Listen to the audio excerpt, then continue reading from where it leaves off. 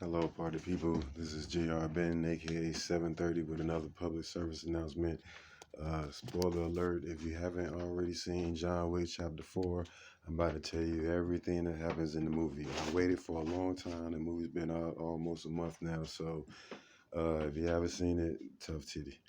Okay, now the movie starts off with John Wick training down in the sewers, and then Morpheus comes up and gives him a new bulletproof suit. Ever since part two, they've been getting a new bulletproof suit every movie. Um, then he goes through the desert riding on a horse, chasing after other hitmen on horses, and he goes and kills he who sits above the table. But it's a different dude from John Wick Chapter 3, some other dude, his replacement. I guess these people die all the time, so I guess they enjoy whatever little comforts they get and whatever seat they have above or below or beside the table or whatever the fuck. Um, then some dude comes in and puts up an hourglass at the Continental in New York, and they give what's the dude's name?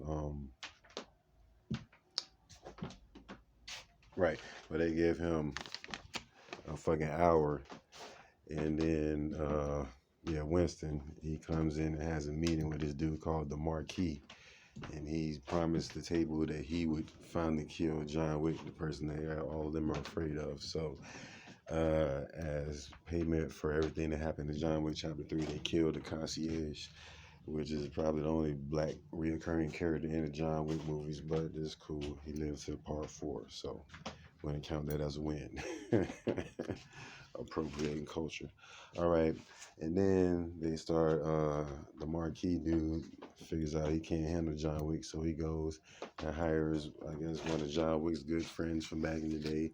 This dude who was so good when he did what he did to get out of the game. Same thing John Wick did. And in order to raise his daughter, he gave up his eyes. So now he's a blind assassin. So he talked him into doing it. And then there's a new category of people in the John Wick lore called trackers. I guess they keep track of everyone who has big bounties over their head. So this dude tracks John Wick wherever he goes. Some black dude with a dog. There's a meeting in Japan. John Wick goes to see his other friend. Apparently, all of a sudden, he has friends. So, other than the blind dude, this is his other homeboy. He still in the game and has a daughter, but he's uh, manager of the Continental in Japan. So, Osaka or something like that. So there's one in Japan, one in France, one in Italy, one in New York, and who knows how many. Wherever Halle Berry was, there was one there. But anyways, let me see here. The Marquis finds out that John Wick is in Japan because the blind dude is his homeboy, and he tells him that he probably went there to see his only other friend. So they go there, and the blind dude ends up killing the Japanese dude and fucking his daughter up. And then he tells her, "I'll be waiting for you," and she's wounded, so he lets her live. And she finds John Wick on a train, and she says, "You're responsible for my father's death." And then John Wick feels guilty, and then the blind assassin is Ip Man. Go figure. All right. What happens after that? Oh, John Wick was in Japan. He promised his homeboy he would kill as many of the dudes on his way out, and he was fighting with nunchucks, and that was the last scene. He fought the blind dude, and the black dude with dog saved John Wick. Um, let's see here. They put the bounty on his head up to 20 mil. In the first movie it was like 2 mil, and then it's steady been growing every movie, 7 mil, and then 12 mil. Now it's at 20 mil. Um, what else happened? Oh yeah, Winston meets with Morpheus, and he's like, Morpheus tells him, last time you met with John, you shot him off a roof, and he's like, well, everything's cool now because the movie has to continue. So, oh, and the Marquis dude from France is Pennywise from It, the tall, lanky dude. Yeah, I thought that shit was funny too. But anyway, so he tells the tracker to kill John Wick, and the tracker says he wants some ridiculous amount of money. I think he said he wanted what 23 million, 26 million or something like that.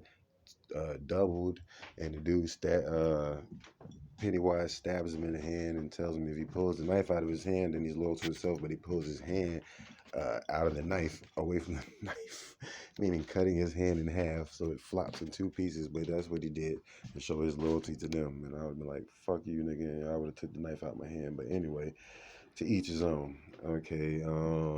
John goes to a church in Berlin, that's in Germany, so he can get back in his family with the chick with the ballet girls that she got stabbed through the hands in the last movie. She's no longer in charge. Some younger chick is in charge, and she tells John, she sends him on a fetch quest. In order to get back in the family, he has to go assassinate some big giant white dude with gold fronts in his mouth, and it takes him about 30 minutes to kill this dude. And the last thing the dude says is, "Why won't you die?" And he falls off the balcony and breaks his neck. And John has to bring back proof of the kill, so he takes one of the dude's gold teeth, and the chick that sent him on the mission set him up and everything. So he was there, the blind dude was there, the black dude was there, and they were like, one of you trying to buy your way out, one of you trying to serve your way out, and one of you trying to kill your way out, which is true. And I like how they had the three different assassins. Kind of reminds me when Common was in part two. Okay, and they all had a card game with the dude with the gold fronts before all hell broke loose, and John was kidnapped, and you know what I'm saying, he ended up breaking loose and everything like he always does. His ticket gets mended. The Marquis meets with Winston, and Winston sets up the duel because John is now backed by a family. So he's like, "Dude, you can be more famous than anyone if you're the one who actually kills John Wick." But their whole plan is to fight the duel in order to get him to agree to terms to free everyone at the end. And John just wants to kill him.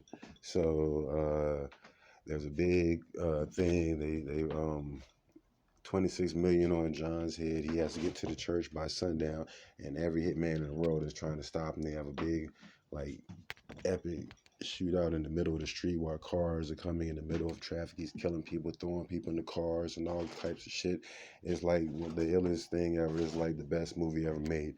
All right, the blind dude and the black dude helps him make it to the church by dawn, and they do the both get the pistols where they have to take 30 paces, turn and shoot at each other, and then they get 20 paces and then 10 paces, and then the last time Ip Man shoots and John doesn't shoot, and then the Marquis comes up and John shoots him in the head because he still had his bullet, because the Marquis took something where he wanted to get the last shot off, so he told Ip Man to stand down, which was the person who was doing the duel in his place, and Winston was seconding John Wick. So if John would have lost, then Winston would have been killed too.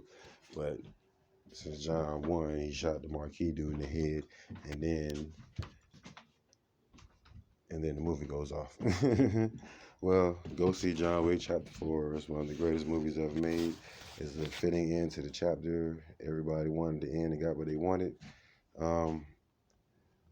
That's about it. Like my videos, subscribe to my channel, tell your friends about me, get them to like my videos and subscribe to my channel, and we can keep things rolling. All right, party people, this has been another public service announcement by J.R. Benton, aka 730.